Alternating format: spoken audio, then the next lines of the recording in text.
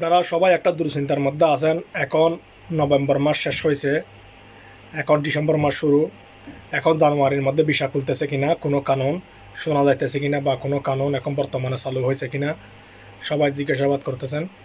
সবার উদ্দেশ্য করে কিছু কথা বলবো। সবাই অবশ্যই যারা বাংলাদেশ থেকে ওমান আসতে চাইতেছেন তাদের জন্য এই ভিডিওটি অবশ্যই সবাই ভিডিওটি সম্পূর্ণভাবে দেখার চেষ্টা করবেন। একটা বিষয় হচ্ছে যে ওমানের মধ্যে এখনও কোনো কানুন, নতুন কোনো কানুনের কথা শোনা যায় নাই। ওমানের মধ্যে এখন বর্তমানে এখনও পর্যন্ত কোনো কানুন শোনা যায় নাই। একটা কথা হচ্ছে ওমানের যেরকম ভিসা অফ এখনও পর্যন্ত সেরকম অফ, এখনও পর্যন্ত তারা কোনো চালু করবে বা করবে না, বা কোনো রকম কোনো কিছু ইস্যু শোনা যাইতেছে না। একটা কথা হচ্ছে যে আপনারা যারা আসতে চাইতেছেন অবশ্যই ধৈর্য ধরুন, আসতে পারবেন, কিন্তু একটু টাইম লাগবে।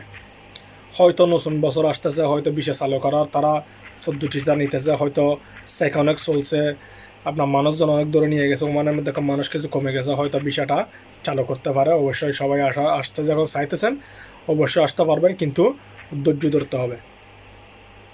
একটা বিষয় হচ্ছে যে আপনারা বাড়ির অনেক মানুষ এখানের মধ্যে ওমানের মধ্যে থাকে, অনেকেও বলে জানুয়ারির মধ্যে ভিসা খুলতেছে, ভিসা জমা করতে হবে, এরকম এরকম টাকা দেন, এরকম দেন, আমি আপনার ছেলেকে নিয়ে আসবো। এগুলো হচ্ছে সব বাটপারি সিটিং। এগুলোর ফান্দে কেউ পড়বেন না। এগুলোর ফান্দে পড়লে আপনার টাকাও যাবে, সব কিছু চলে যাবে, আপনার জীবনটাও শেষ হয়ে যাবে। এখনও পর্যন্ত ওমানের কোনো ভিসা খোলা হয় নাই। যখন খোলা হবে তখন এটা নিয়ে ভিডিও করার চেষ্টা করব। এগুলা যেরকম মানুষগুলা বলে এগুলাকে কেউ প্রশ্রয় দেবেন না, এগুলাকে কেউ প্রশ্রয় দেওয়ার চেষ্টা করবেন না। কি জন্য? এগুলাকে যদি প্রশ্রয় দেন আপনার থেকে টাকা হাতিয়ে নিয়ে আরেকজনের কাছ থেকে হাতিয়ে নেবে।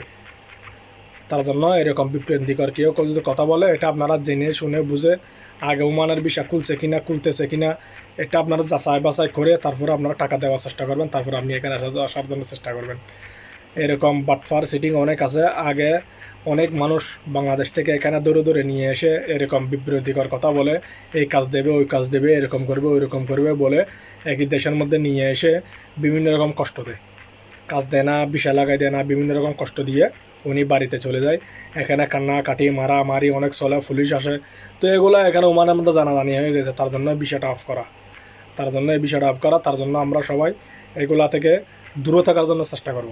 এগুলা থেকে যেমন আমরা দূরে থাকি, এগুলো আমরা কাউকে কষ্ট দেবো এরকম চিন্তাভাবনা কারো মাথায় আনিয়েন না।